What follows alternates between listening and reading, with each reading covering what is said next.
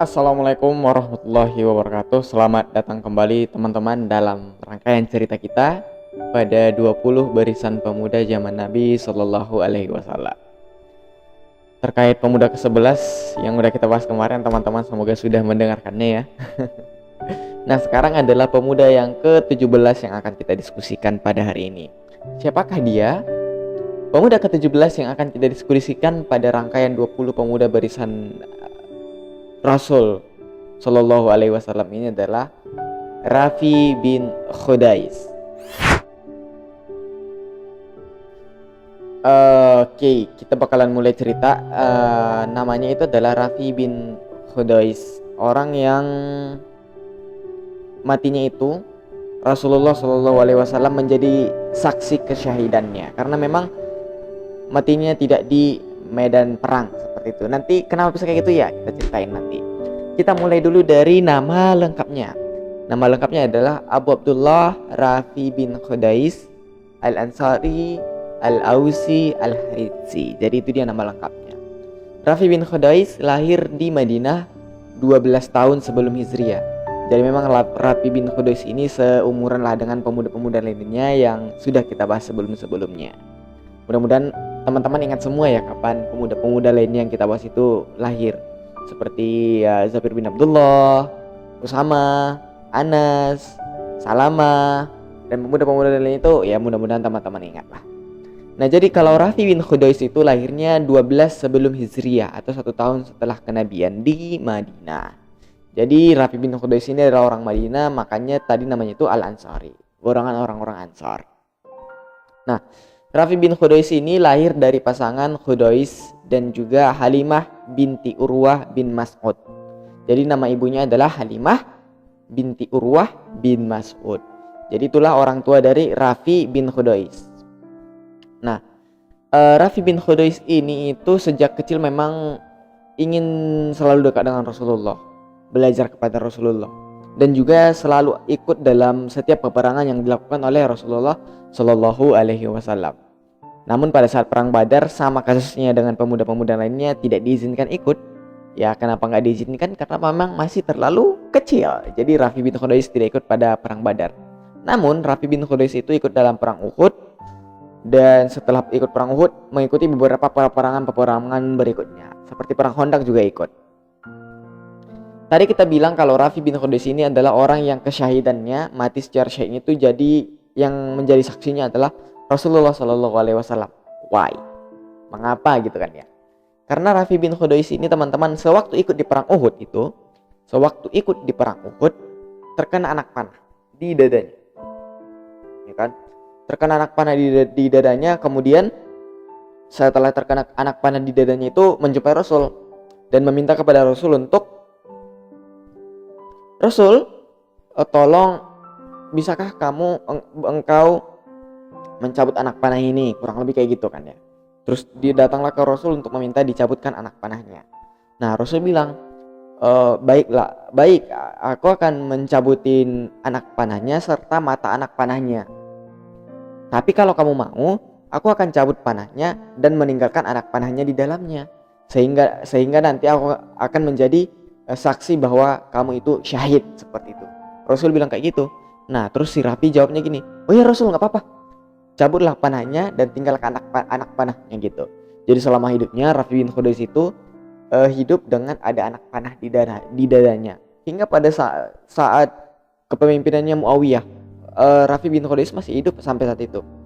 Nah, pada masa kepemimpinan Muawiyah lah mulai anak panah ini tadi kan diobatin gitulah ya, yang ada dalam panah mulai robek lah bekas lukanya itu dan bercucuran darah. Nah, karena udah mulai bercucuran darah, sehingga Rafi bin Khudais itu wafat pada tahun ke-74 Hijriah di saat kepemimpinannya Abdul Malik bin Marwan. Nah, berarti kalau tadi Rafi bin Khudais itu lahirnya 12 sebelum Hijriah ditambah wafatnya 74 Hijriah, berarti 74 tambah 12 itu sama dengan 86 tahun. Ya, berarti usia Rafi bin Khudais itu kurang lebih 86 tahun. Jadi begitulah teman-teman sosok dari Rafi bin Khudais.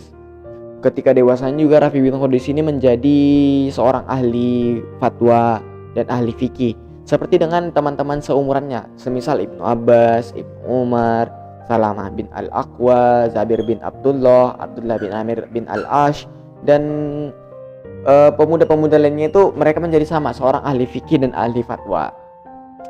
Dan Rafi bin Khudais ini juga merupakan guru dari mujahid-mujahid seperti misalnya Asy-Sya'bi, Atta. Mereka itu bergurunya kepada Rafi bin Khudais. Rafi bin Khudais juga meriwayatkan beberapa hadis.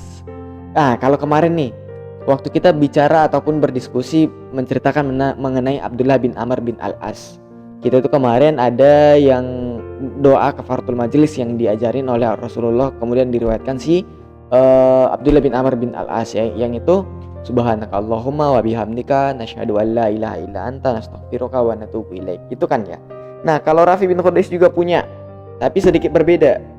Nah, saya baca aja lah ya. Saya baca aja dari langsung bukunya aja biar tidak salah-salah. Nah, Rasul mengajarkan doa kafaratul majelis yang ini yang diriwayatkan oleh Rafi bin Khudais. Saya baca, subhanaka Allahumma wa bihamdika asyhadu an la ilaha illa anta astaghfiruka wa atubu ilaik. Amiltu su'an wa zalamtu nafsi faghfirli innahu la yaghfiruz dzunuba illa anta. Nah, itu dia doa kafaratul majelis yang diajarkan Rasul yang diriwayatin sama Rafi bin Khudais. Rafi bin Khudais juga meriwayatkan doa ketika Rasul itu melihat bulan sabit. Nah, gimana sih doanya gini? Gini saya baca ya. Nabi SAW mengawali semua urusan dengan menyebut nama Allah dan berdoa. Berarti Bismillahirrahmanirrahim. Ketika beliau melihat bulan sabit, baru beliau berdoa. Doanya gini. Allahumma ahlilhu alaina bil yumni wal imani was salamati wal islam Rabbi wa rabbukallah. Nah, beliau juga berdoa, maksudnya Rasulullah juga berdoa seperti ini.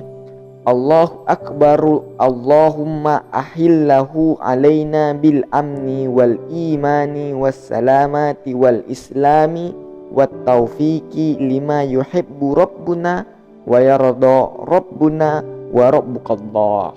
Nah, itu dia doa yang diucapin Rasulullah SAW ketika melihat bulan sabit. Nah, gini teman-teman, kalau orang Arab itu kan makanan, salah satu makanan pokoknya itu ya kurma lah ya. Nah, ini sebenarnya akan kita bahas pada diskusi-diskusi berikutnya, karena ini akan kena bukan ke cerita lagi, karena ke basis pengetahuan saya seorang ilmu ekonomi syariah kayak gitu kan ya, ekonomi syariah basisnya nanti ke situ, tapi ini kita ceritain sedikit.